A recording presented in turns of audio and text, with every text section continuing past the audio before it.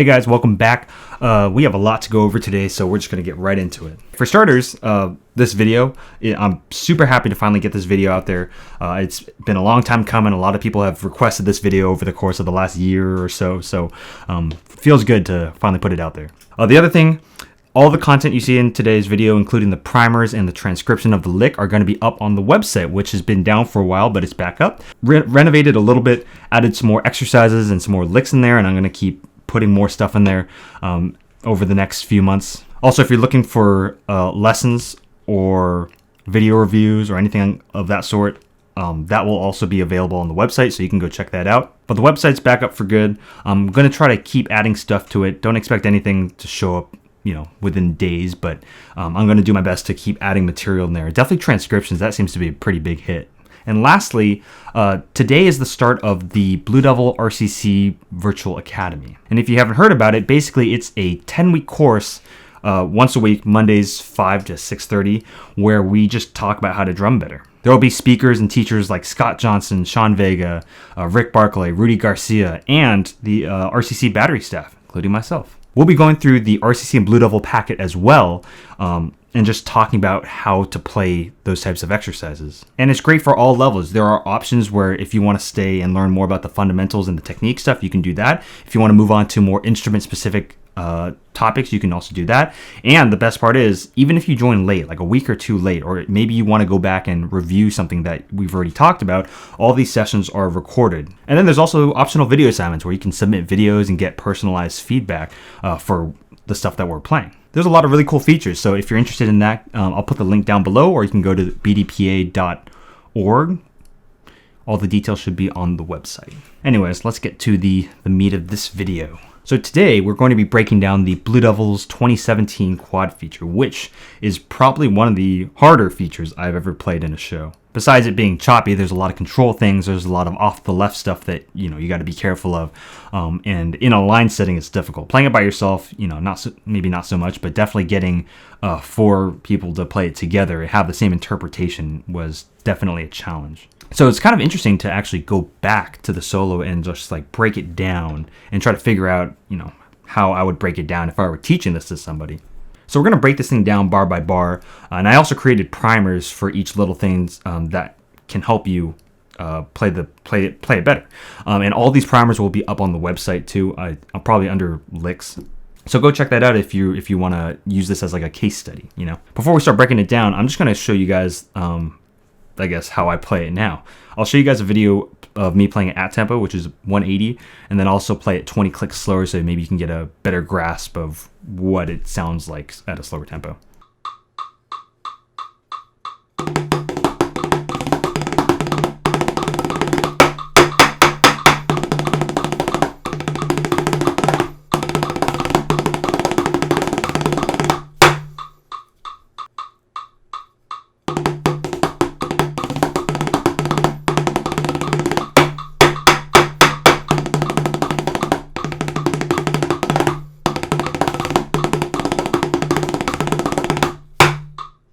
Let's start with breaking down the first bar.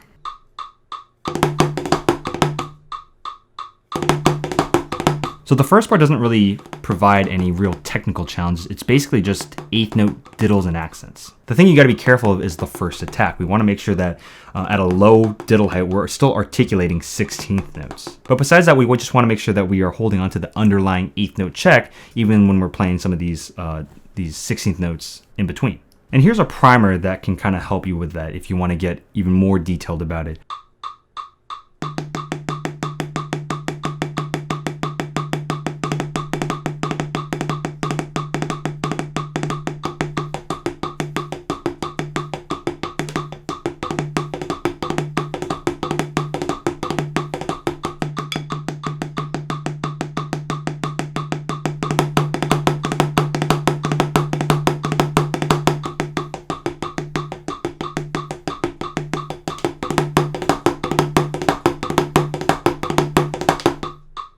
The primer is pretty simple. It basically just has you playing an 8th note check and then adding diddles and accents, as you go, to make sure that you're still holding on to that continuous 8th note check underneath everything. And then you can put it on the arounds, which are, again, they're pretty simple, but you just got to be careful for that attack. And then the second half of the primer is basically just adding in space so that you're used to having that consistent eighth note doubles attack every single time. The second bar is basically just a tripletized version of the first bar. If you notice, like the first bar has that kind of double accent feel, dum, and then you go into the next bar, dum. It's similar.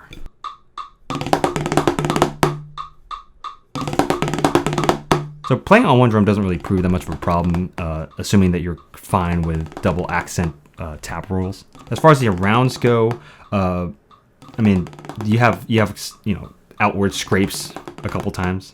There are a lot of triplet scrapes in this lick, so we want to make sure that we are not overplaying. Triplet rolls at 180 is somewhat fast for, I would say, a lot of people, most people even, but scraping them that requires a lot of effort and a lot of control. So we want to make sure that we're keeping everything nice and conservative, nice and tight, so that we don't have to expend an excess amount of energy and lose control of the rhythms altogether. And then the other thing too is make sure you're not over squeezing on these accents. For us to get that rotation, we have to make sure that we're lightening up on after we come out of those diddles, so that we can get that rotation, and so that we're relaxed enough to get back into the diddles too. And then the primer for this exercise is basically just the check, and then filling in that last triplet partial on the of 4, just to make sure that we're getting that correct. If you have spaces like that in your music, sometimes it's a good idea to fill it in just to make sure that you're interpreting that rest correctly.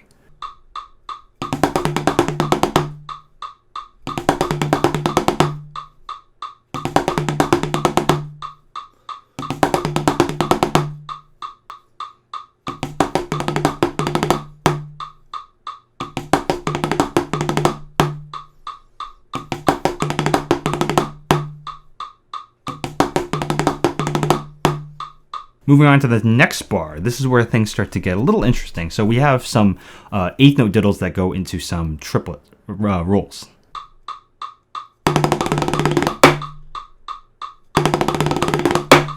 So first and foremost, we got to make sure that when we're changing rhythms like this, especially when you're going from diddles to diddles, like eighth note duple diddles to triplet diddles, we have to make sure that we are not slurring the rhythms together. We want to make sure that they're distinct. And the difficult thing is actually just adjusting your pressure accordingly so that you can go directly from 16th notes into 6 tuplets without having to like search. So what I would advise is play eighth note diddles for some time and just figure out what it feels like in the hands and try to memorize that. Then play triplet rolls for some time and try to memorize what that feels like. And then practice going from one to the other and just switching from A to B. And the trick is to get it like instantaneous. We don't want to have that gradient going from one to the other. We just want it to be boom, boom. It's like flipping a switch, basically. Another thing that can help you with this sort of transition is notice that the eighth note doubles are up while the triplet rolls are down. We can use that to our advantage. That change in height is going to help get that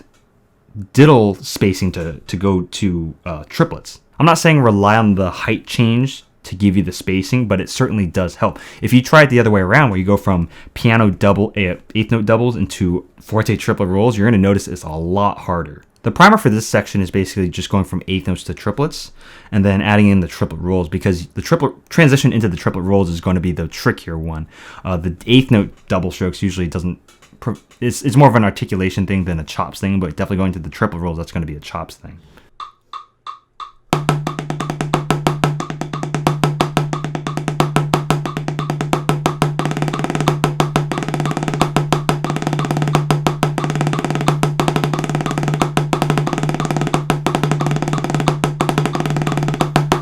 And as far as rounds go, you just got to be careful when you go to the double inwards, when you're going 1 2 2 1, that your right hand isn't traveling too far. If your right hand travels too far, then your left hand doesn't really have a lot of space to maneuver to get under that right hand. And then we have the most memeable bar of all time.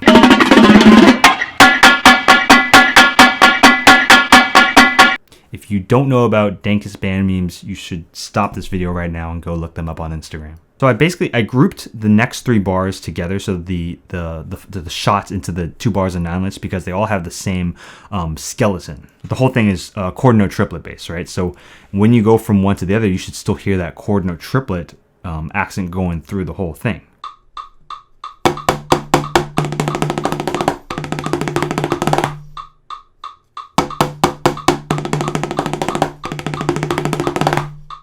So something I would say about this bar is when you play those shots, they're supposed to be like fortissimo, just really freaking big.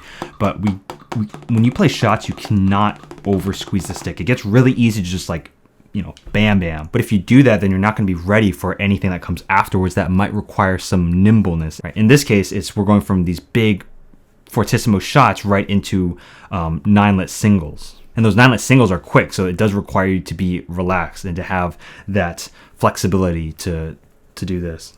So on those shots, big heights, but not squeezing any more than is necessary. And then when you go into 9lets, I mean, for me, for my chop level, like I definitely had to incorporate a little bit of molar.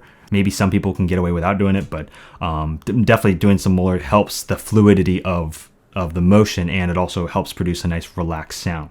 You can still hear the accents in there. And they're pretty stock, like stock 9let singles arounds, right? Just doing like 2, 2, 2, 3, 3, 3. The next set of 9lets is the one that starts low and then it kind of grows. So we want to make sure that we are articulating at the low end. The tricky part about this one, honestly, I mean, besides the kind of unwinding around pattern, is going into the, I guess they're technically 6 tuplets. It's not, it might look like a 4-lit, but if you convert it, they're actually just 6 tuplet singles. But that small burst, that small shift in your hand speed is difficult to do. So it does take some practice to get that transition without slurring one thing into the next. Even like I struggle with it a little bit, but I did incorporate that into the primer. The primer is just basically forcing you to feel the chord note triplets the entire time. So it has the correct hands and the correct dynamics, but without all of the fancy stuff in the middle. And then you start adding in bits and pieces here and there until you get the final thing.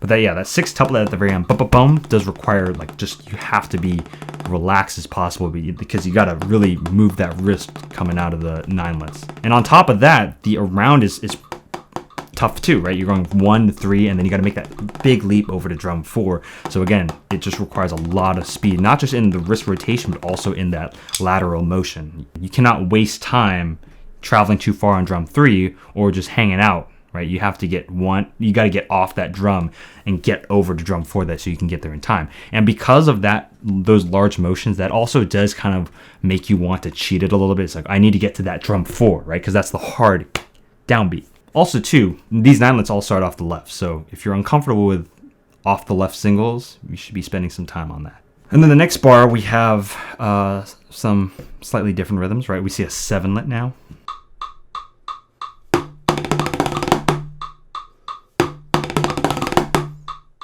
So the 7-lit, there's no way to break it down, I guess. You just got to know where it starts and where it ends, and then you got to fit those other 6 notes directly in between those two. Again, here too, like just like we were talking about going from 8th notes to triplets and back, we want to make sure that the 7-lits are clearly defined, because if we slur the 7-lits and then the following 6 tuplets, it starts to get the interpretation starts to get very just muddy. So in the primer for this, we do play the 7-lit, but we also mark all the checkpoints. So we want to make sure after we finish that 7-lit, we're ending on the and of 3, I believe. And then once we finish the 7-lit completely, then we add that little burst to go into the 6 tuplet. That 7-lit is just a little bit faster than 16th notes, and then the 6 tuplet is just a little bit faster than that. So it does get pretty easy to just want to slur and like blend the two together, but we can't do that. And also, don't get confused. That double accent in the 7-lit does not land on a downbeat. And then finally we get to the hardest part of the solo and the most intense, which is the very end.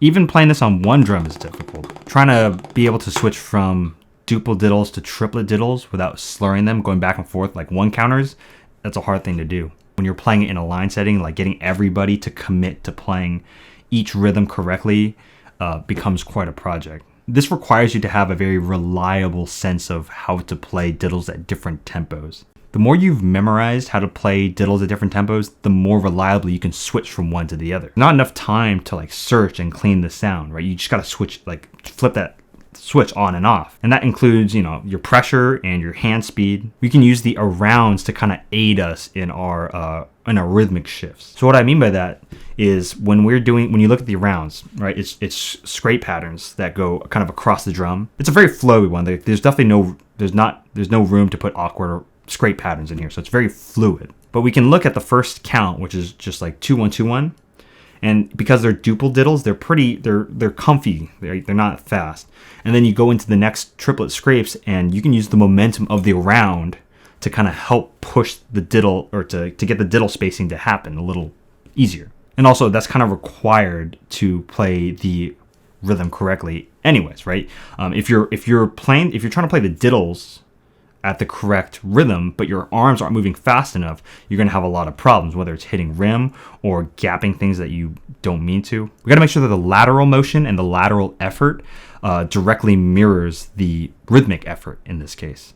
As far as scrape motion and being more articulate, don't rely on momentum. That's something a lot of people do. Is it's like, oh, I get that you're kind of doing this, which you are, but if you just rely on that kind of general feeling or the momentum of your arms going back and forth, you're never going to reliably play this over and over again without hitting rim. And that goes for most scrape patterns. Like when you play scrapes, you should be able to articulate every drum, not just the first drum either, the second drum as well. Yeah, but honestly, like this last thing is just effort, and you have to be stronger than your book. If your book is like just on the border of your capabilities, then there's no room for you to add in control and articulation because you're in survival mode, right? You're putting in the maximum effort just to get through it, and there's not enough room to speed up or slow down to fix something. So in this case, this is a really beefy chunk. So I suspect a lot of people would struggle with this because this is just on the brink of their capabilities. To play this chunk better, you have to chop this part out. You got to be able to play this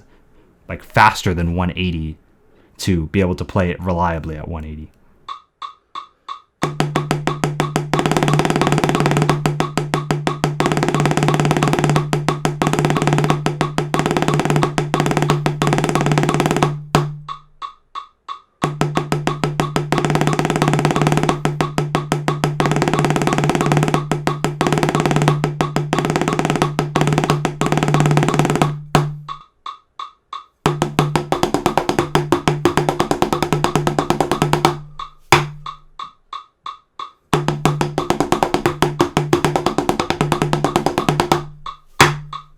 There's a lot of just small things throughout this whole solo that make it difficult. And you might have noticed that there's a lot of material in here. There's a lot of material in here that is off the left. And it's one of those things where it's people can play these things off the left. Like they can play diddles and singles off the left, but it's not nearly as consistent as doing it off the right hand. I think the more important takeaway from this might be how are the primers used, or how are the primers built. That's a video I actually do want to make at some point, is just how to create primers. I don't think a lot of people understand how to do it or how to break things down. So I'm hoping that this list of primers, all the primers I introduced in this video, might give you some insight on how you can break down your own music and create primers that kind of help you interpret your music correctly. In any case, I think this video is probably going to get pretty long as it is. So if there's anything I'm left out that you would like to hear about, leave them in the comments below, and maybe I can address them there. But I'm hoping this video was everything you guys hoped it would be. I know a lot of people were looking forward to this. And I'm kind of hoping to do more of these kind of breakdown videos. I'm thinking about just transcribing more licks out there from like every group and just breaking it down my way. I think that'd be kind of interesting. So yeah, we'll see. In any case, thanks for watching. If you liked this video, you know what to do. Until next time, stay safe and keep drumming.